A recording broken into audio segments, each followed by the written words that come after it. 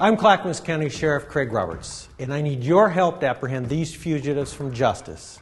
Each of the people you're about to see has an active warrant for their arrest in Clackamas County, Oregon. Several of these individuals are potentially armed and dangerous. If you see one of them, do not contact them yourself, call 911. Milas Hateson is wanted on a charge of possession of methamphetamine.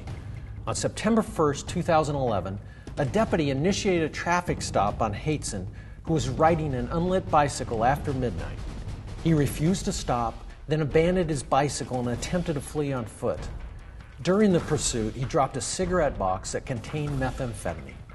Hateson is 39 years old. He is white, stands 5'9", and weighs 160 pounds. He has blue eyes and brown hair. Charles Benjamin Powell is wanted on charges of possession of a stolen vehicle and attempting to elude police. In 2004, Powell led police on a chase while riding a stolen motorcycle. He crashed the bike and attempted to flee the scene on foot. He was arrested at the scene and later convicted.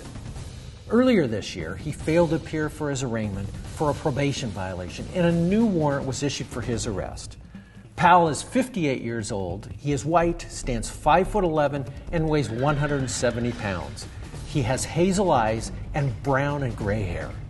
Kit Randolph Sleeper is wanted on a charge of possession of heroin. Arrested in 2008 for shoplifting at Home Depot, Sleeper was discovered to be carrying heroin. In July, he violated his probation, then failed to appear for his arraignment. The judge issued a warrant for his arrest.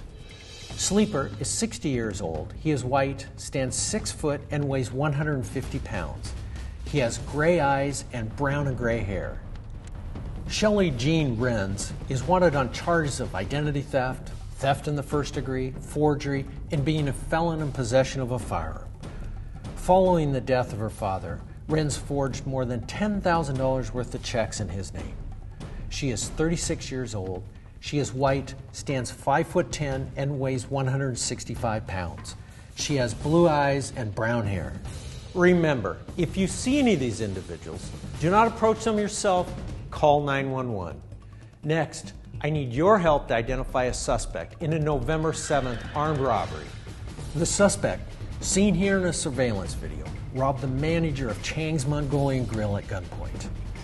When she refused to hand over her purse, he struck her in the face. He then reached into the truck and grabbed it. He is described as a 5'8" adult male with a medium build. He wore sunglasses, gloves, and a bandana over his face to conceal his identity. If you know the identity or whereabouts of this individual, call our tip line or use the online tip form at our website. Refer to the case number displayed on your screen and do not attempt to apprehend this suspect yourself. Finally, I'd like to take just a moment to thank everyone who has served our country in uniform. Here at the Sheriff's Office, we celebrated Veterans Day with a luncheon.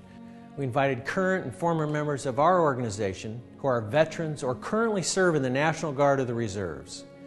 I'd like to share with you parts of a conversation I had with Brandon Kearns, who's a corrections deputy at the Sheriff's Office and also serves as a member of the Army National Guard. What were the conditions like when you first touched down over there, and kind of what was going through your head? Well, for me, it wasn't my first rodeo, so I was kind of used to it a little bit. What was new for me was actually being a platoon sergeant. So, and actually having to deal with 52 personalities rather than being an old squad leader and only having to deal with 6 personalities. So there was a lot of different challenges in that aspect. So what is it like to be in a combat zone like what you're at, and then all of a sudden you're back here in the States and you're trying to have to adjust? To me, it just seems like it would be hard. It is very difficult, and as you can see around us, even the veterans around us are having some trouble, and it's being able to actually get the help that they need. You know, I needed to get help, and I went and got it to help me actually adjust, because not everybody can do it by themselves. You're going from to where your head's on a swivel, the hypervigilance is always up, to you have to relax, you have to be calm, it's a little bit slower, a lot slower paced, and you really have to take that time to sit back and be like, I'm actually home and I need to relax a little bit. Right. And that adjustment's very hard for a lot of people to do. Any advice for family members that you could give to Any kind of resources that you'd recommend some of the family members to get involved in? I would always point them out to the VA. And for family members, I'd say just be patient with them, because they may just be having a bad day or they may be having a bad week. But just be patient with them. And if they are having issues, you know, there's the VA, there's the vet clinic, there's, you know, One Stop, there's all these different resources that you can get a hold of to get the most help that they can. And it's being able to actually access those resources that are going to get you those help. If you don't access them, then you're not going to get the help that you need. I know it's a huge sacrifice, and I think oftentimes folks aren't quite aware of the sacrifices that our veterans make. And I mean, to being deployed as many times as you have and coming back, I mean, just means a lot. So I want to say a big thanks for your no problem, sir. Yes. Working together, we really can make a difference.